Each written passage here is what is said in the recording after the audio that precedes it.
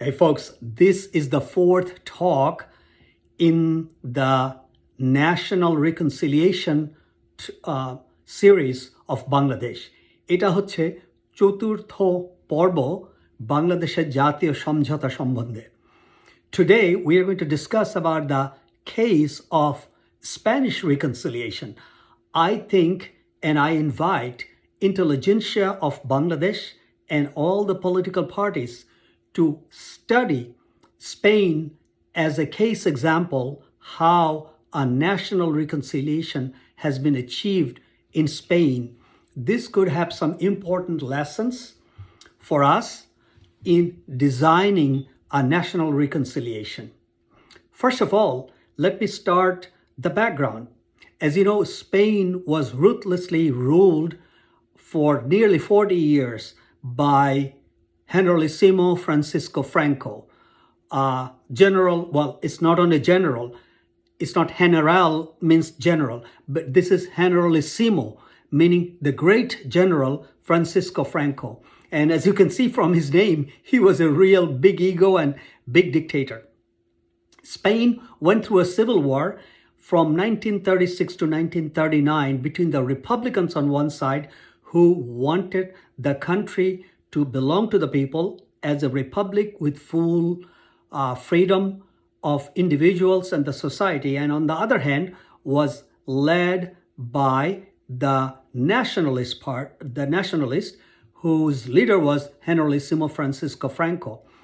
The winner was the nationalist side, and after that, of course, Generalissimo Francisco Franco became the head of the state, the president, and he ruled Spain with iron fist.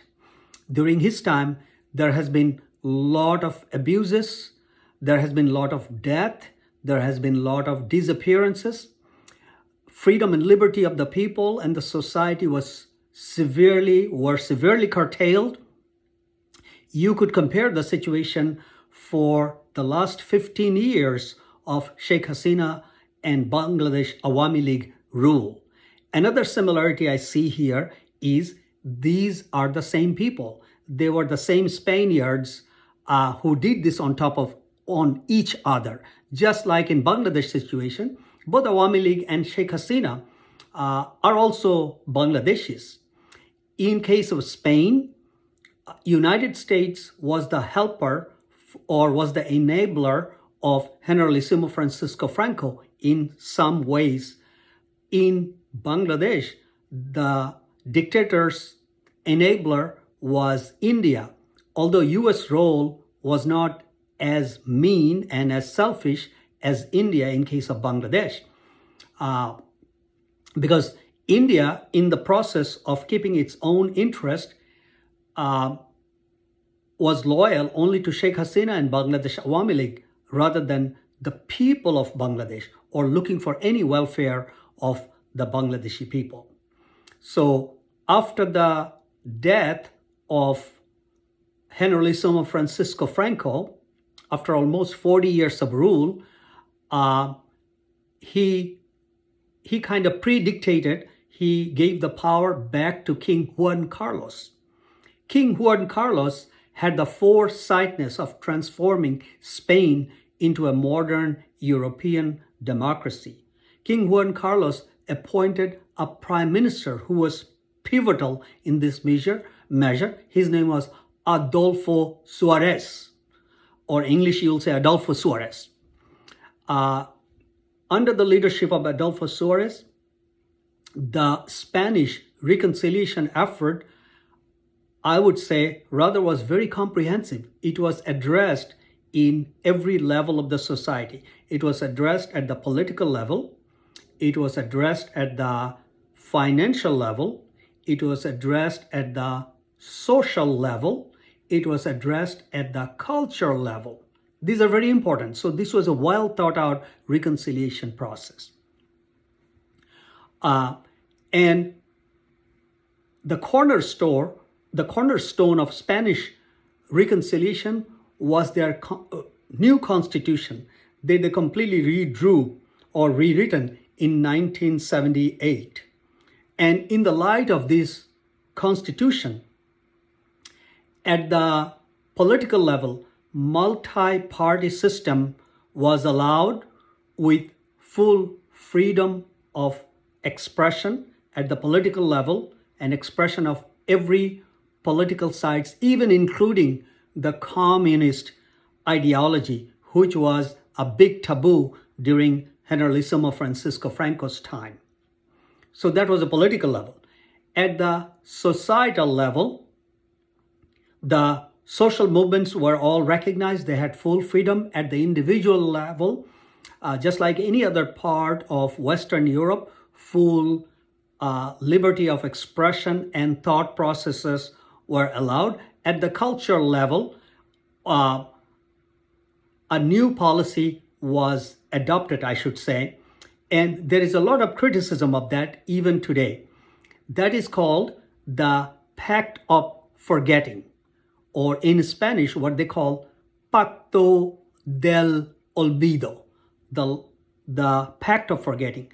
Pact of Forgetting means the political parties, the social movements, and the intellectuals made an agreement, unofficial agreement among themselves, not to talk about the abuses and the excesses during the nationalist government of Generalissimo Francisco Franco, in the greater interest of the society, in the greater interest of a reconciliation, so the nation could move forward. But as you can see, with such a pact, there was great dissatisfaction, especially by the people who have been adversely affected, who have been victims during this time.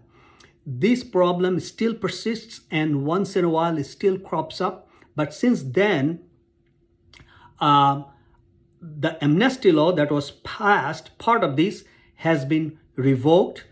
And even today in the society, there are certain movements to bring the abusers into accountability. Now, we may or may not agree about the whole thing Spain had undertaken and how they reconciled among themselves. But we have to admit one thing, is that this has become a successful effort. Today, Spain is a successful country that sees itself in the rank of Western European morale and value system. And even in the latest recession after the COVID, Spain was the first one to emerge out of this recession. Spain is a thriving country. Spanish society is a thriving society. Again, just like anything else, it's just not all bed of roses. There are some downsides to what they have done and how it could have been done little even better.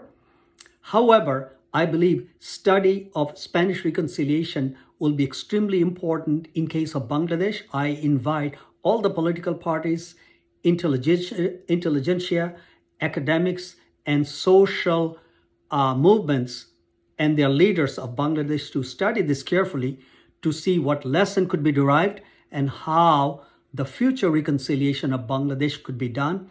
After all, whether we like it or not, this is in the same nation. People did injustice to each other. Awami League, Sheikh Hasina also are Bangladeshis, and the people who have been victims are also Bangladeshis. Sooner or later, we need to find a way how we can live together and how we can reconcile. At the same time, how we can make the abusers accountable. Talk to you later. Hopefully next time we'll discuss about another case study. Take care. Have a good day.